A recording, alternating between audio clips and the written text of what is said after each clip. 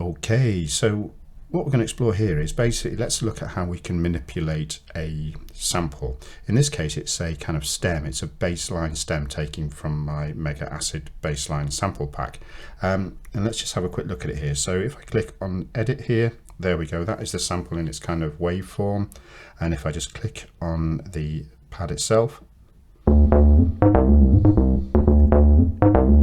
there you go. What you should be able to recognize there is it's actually, the whole sample is 2 bars in length, but what it is a 1 bar repeated.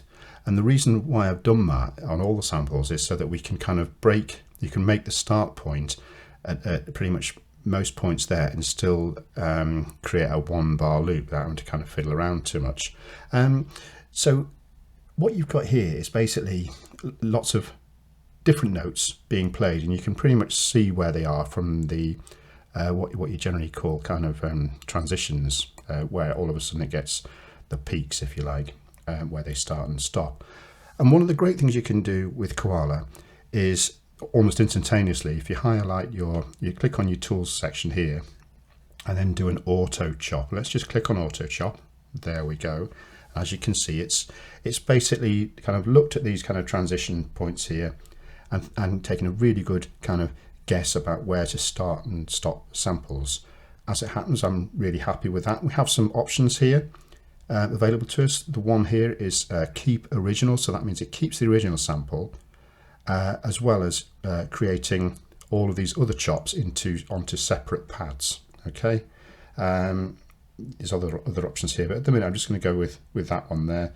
And if I'm happy, which I am, I'm going to click on the chop button. There we go, and hey presto, what we have now is we have the original sample on pad 1. There we go, and all the other chops are broken down into the other pads. So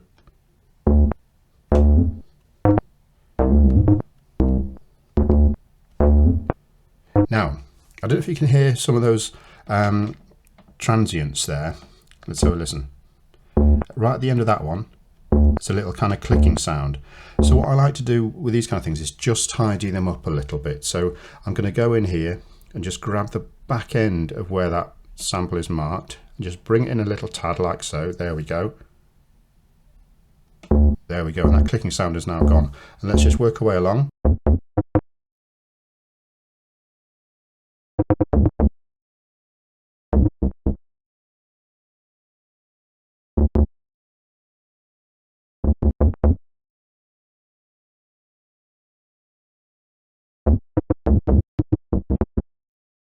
So, as with any generally, if you're going to kind of take a stem like this of a bass line or perhaps guitar line or piano or something like this, and all you're looking at is that particular instrument, the great thing about breaking it up in this way is that you can create a track, a kind of independent track in its own right for that instrument.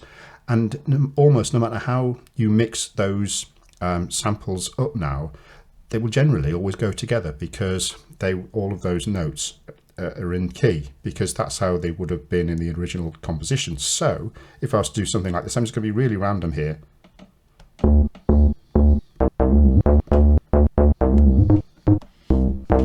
Okay, sounds a bit random, but I'll just show you what I mean here.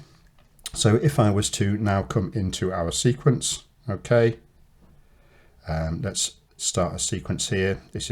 I click on here. There we go. What you're seeing here, by the way, is on the left hand side you have indicators. You've got A 1 to 16, then you have B 1 to 16. I don't know if you can see those, and then you have C 1 to 16, and then you have D 1 to 16. And what that basically is our four sets of sample pads. Okay, so if I'm just going to kind of click on one of these. Let's just make it onto 1 bar loop here for argument's sake, and all I'm doing here is randomly putting in some, and these aren't necessarily in the order that they were played, as you can imagine. Okay, And I haven't pre-guessed this or anything, like so. Here we go, let's press play.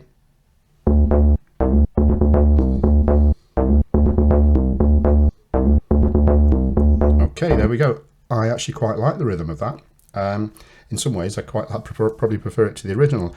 So just explaining how that kind of, and you can, I think all those notes go together naturally. Let's just fill in a little gap here and see what happens. Let's just fill in that one. In fact, I prefer it without that one. Nice. Okay, so in the B sample pads I've imported a drum loop not from my pack, by the way, but let's just have a quick listen to that. Okay, really simple one. Let's just go back into our sequence and let's just pop that on. I know where it is. Obviously it's in B1.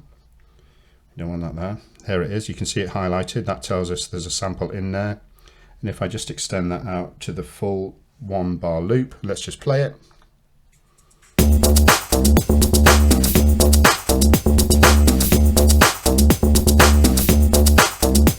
There you go. A really simple explanation of how you can take a loop of a particular instrument. So we're not really talking a loop or a sample of a whole song, which is how quite a lot of sampling is done. This is just an explanation of how you can take a phrase or a piano loop or a bassoon loop, or in this case an